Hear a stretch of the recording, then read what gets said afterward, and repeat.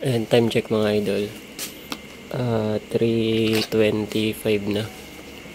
Yan, 3:25 AM. So, bibiyahe kami ng Amadeo. So, kita nyo, sobrang dilim pa. Yan. So, wala pang katawa-tawa. Medyo malakas yung hangin. And sana wag kami abuti ng ulan. So, see you sa Amadeo. Ayan mga idol, no? Nag-stop over po na kami dito. So, ganun kadilim yung dinadaanan namin. So, parang ganyan. Yan, bumili muna kami ng itlog. So, ano namin. Ayun, no? Almusal namin. Ayan. So, ang way namin papunta doon. Papuntang Amadeo. Tapos ito, papuntang Conchu. Papuntang Tres. Ayan. So, kain muna kami. Ayan mga idol, andito na kami sa... Ewan ko kung anong ano to, pin location. Pero ang pin location kasi na sinenti ma'am sa amin is Petron. Yan, Angel's Burger. Tapos anong mall ba to? Pasro? Ewan ko. Pasro. Ayun. Paseo de Amadeo na pala kami. Ito yung mall na yan. Yan. Yung may ilaw. Kasi ito yung paradahan ng bus. Yan, hinihintay na lang namin update ni ma'am kung saan kami dadiretso. Ayan, update na lang pag nandun na sa kanila. Babu! So mga idol, nandito na kami sa event place ni ma'am. Yung garahe nila, so ito. So medyo malaki. Ang mangyari niyan, dito yung design sa side na to. Kasi gusto niya takpan tong may mga car. So ito, parang food yata doon. May mag-aayos doon mamaya. Tapos ito, malaki yung garahe nila ma'am. Yan, kung titingnan nyo sa malayo. Kasya rito siguro 150 packs. Yung luwag niya. So, meron pa siyang big tent dito. Ayan. So, yun lang. Ayan, start na rin yun. So, mga idol, ang una kong ginawa dyan ay i-check yung mga panel. Kasi may mga panel na ang hirap talagang buuin. So, much better talaga na sa ulo nyo and may palatandaan lahat ng panel nyo.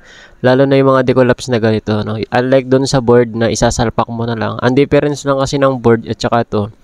Yung board kasi, no, babalutan mo na lang siya ng tela and then mabilis lang siya i-set up. Ito naman medyo hassle kasi nga i-assemble mo pa siya and dapat pantay-pantay yung pagkakagawa mo and hindi siya magkakapalit. So tulad nito nangyari sa akin, so nagkapalit siya, kailangan natin siyang baklasin at i-arrange ulit para maging swak dun sa pinaka-bakal kung saan siya magkokonekta.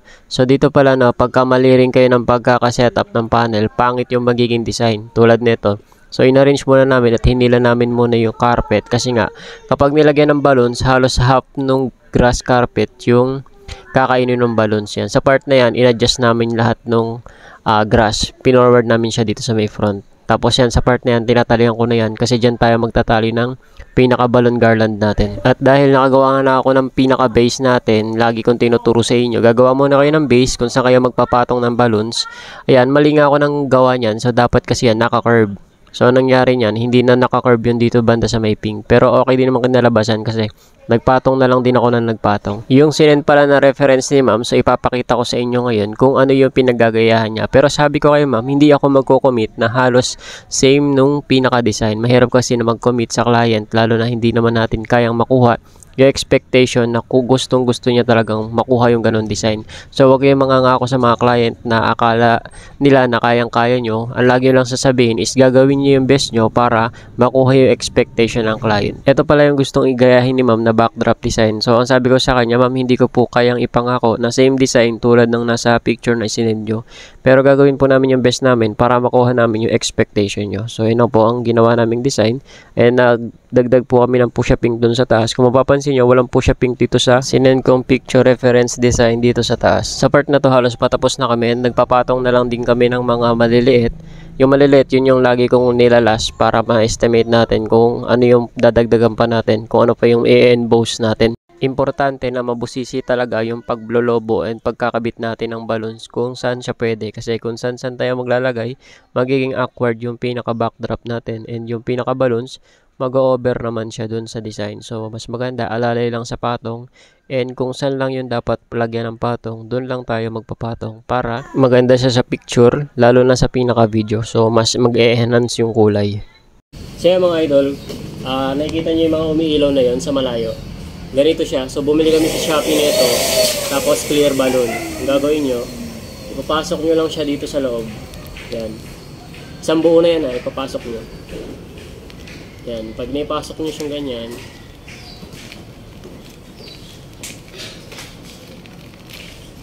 yan, kunin nyo siya dito sa pinakaloob. Yan, kapag nakuha nyo na siyang ganyan, mga idol, dyan nyo na siya i-collapse. Yan, para mas mabilis. Kasi kung mamanu-manuhin nyo, mas matagal. So, kailangan, nasa loob na siya nung bobo balloons. Yan, bago nyo siya, ihiwan-walay na ganyan.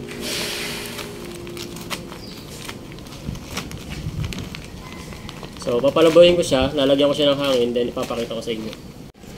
So, mga idol, kung nahanginan nyo na siya, yan, nahanginan nyo, ang gagawin nyo na lang is long balloon, para maisara nyo siya dito. So, ang gagawin nyo, gaganyanin nyo lang siya, tapos iikot nyo to, 1, 2, 3, 4, 5. And then, saka nyo siya ibubuhol. Yan. Buhol nyo lang ulit. Ganun. Dalawang buhol para sure na hindi lalabas yung hangin. Ganun lang. Sa part na yan mga idol, nagdadagdag na ako ng maliliit dito sa pinakababa. And dapat, ine-estimate nyo, tinitingnan nyo kung saan pa may kulang. So, importante din talaga na mas malawak yung pag-iisip or imagination nyo kung saan nyo siya pwedeng ilagay at huwag sana mag-o-over. Yan, tulad yan, walang yellow doon, so nagpatong ako ng yellow. And nga pala, sa mga bago pa lang sa aming Facebook page, so please follow my Facebook page, Ratory. And sa aming YouTube channel, pakisubscribe po ang Ratory Event Stylist. Yan, nakapag-sealing na rin pala ako and gagawa na lang ako ng pinaka-garland sa easel stand DVB. Ito yung pinaka-entrance na may picture. Mamaya ipapakita ko sa inyo. Yan, ito siya. And gagawin natin, magtatali muna tayo ng nylon dito sa pinaka-stand kasi dyan natin itatali yung pinaka-balloon garland. Yan. Sa mga nagtatanong at gusto mag-canvas, pwede nyo po kaming i-message sa Ratory Event Stylist. And i-follow nyo po ang aming Facebook page. Ganoon na rin po ang aming YouTube channel. Pakisubscribe na rin po para updated kayo sa aming mga susunod na videos. Maraming salamat po.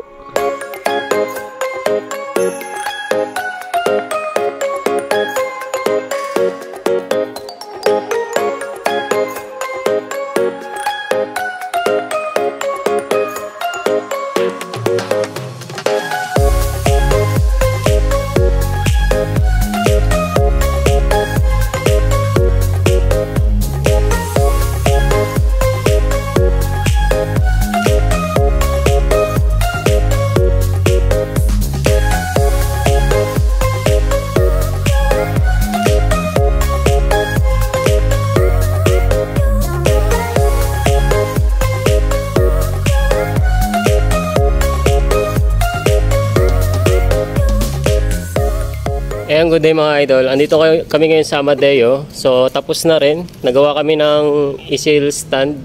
Tapos, nilagyan ng balon ang easel stand. Boy set. Oh, nilagyan na nga. Ayan. Tapos, nag-provide si ma'am ng flowers. So, nilagyan na namin. Ayan.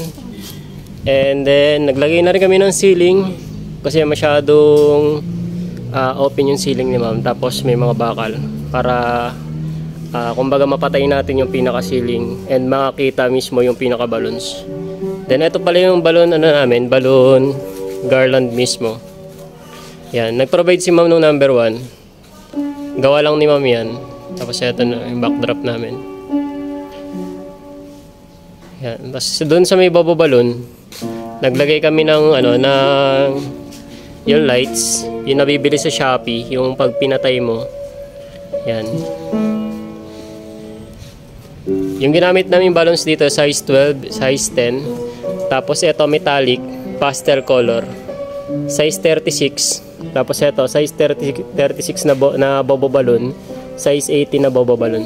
Sa mga gusto mag-reserve or mag-inquire, message nyo lang po kami, Ratory Event Stylist po.